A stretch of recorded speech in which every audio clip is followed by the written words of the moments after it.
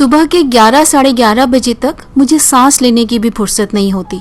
इनको और बच्चों को ऑफिस और स्कूल भेजना होता है, घर के ढेर सारे काम निपटाने होते हैं। मेहरी, सफाई वाली, धोबी, दूध वाला, सब्जी वाला, सब इसी समय एक एक कर धावा बोलते रहते हैं।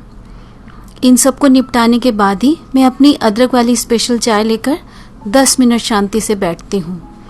उसके बाद ही नहा धोकर और दैनिक पूजा आदि निपटाकर गरम चाय नाश्ता करने के बाद ही मेरे दिन की शुरुआत होती है। आज अभी नाश्ता ख़त्म कर उठी ही थी कि दरवाजे की घंटी फिर बज उठी।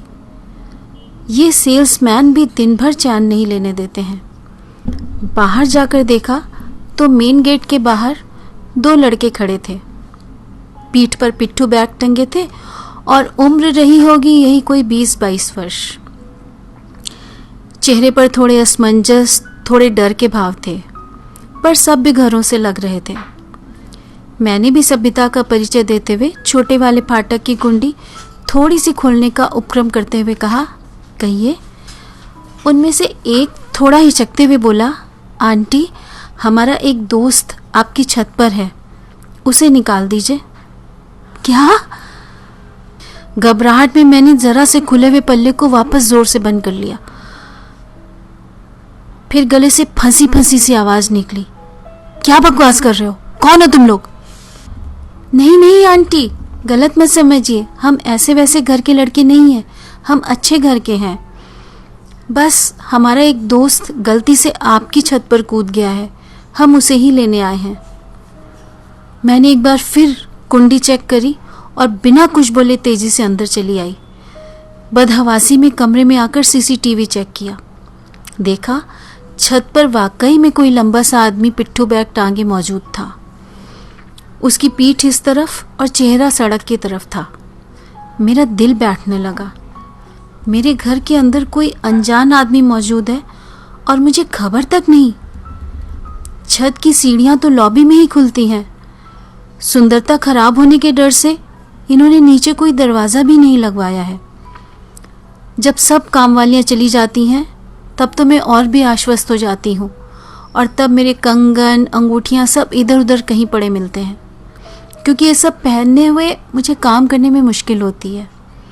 तो नहाने धोने के बाद ही मैं इन सबको वापस पहनती हूँ। अगर ये आदमी नीचे उतर आया तो सोच कर ही कलेजा कांप उठा। कांपते हाथों से मैंने इनको फ़ोन लगाया। सुनकर इनकी भी बोलती बंद हो गई। तुरंत बोले, मैं निकल रहा हूँ, तुम तब तक जल्दी से सुशील को बुलाओ। मैंने तुरंत फ़ोन कर देवरानी के बेटे सुशील को बुलाया। आनन फानन में देवर जी और भतीजा सुशील पिछवाड़े के दरवाजे से अंदर आ चुके थे।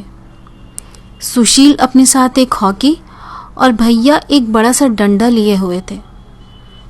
कुछ ही देर में ये भी अपने अटेंडेंट आशाराम को लेकर पहुंच गए। इन्होंने लपक कर सुमेत का क्रिकेट बैट उठा लिया और कुछ नहीं सूझा तो आशाराम को किचन गार्डन से लाकर बड़ी वाली खुरपी पकड़ा दी। चारों दबे पांव छत की सीढ़ियां चढ़ने लगे।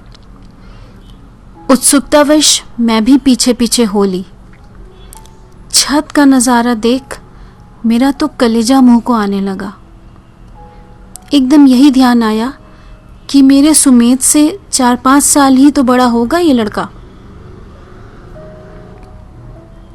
बहुत हल्के सुंदर से गुलाबी रंग की आधी बांह की टी शर्ट और नीली जीन्स में बेहद स्मार्ट सा नौजवान हमारी ही छत पर खड़ा आंखों में संशय और डर के भाव लिए हमें देख रहा था। इस कहानी का पहला भाग यहीं तक। कहानी का दूसरा भाग आपको जल्दी ही सुनने को मिलेगा।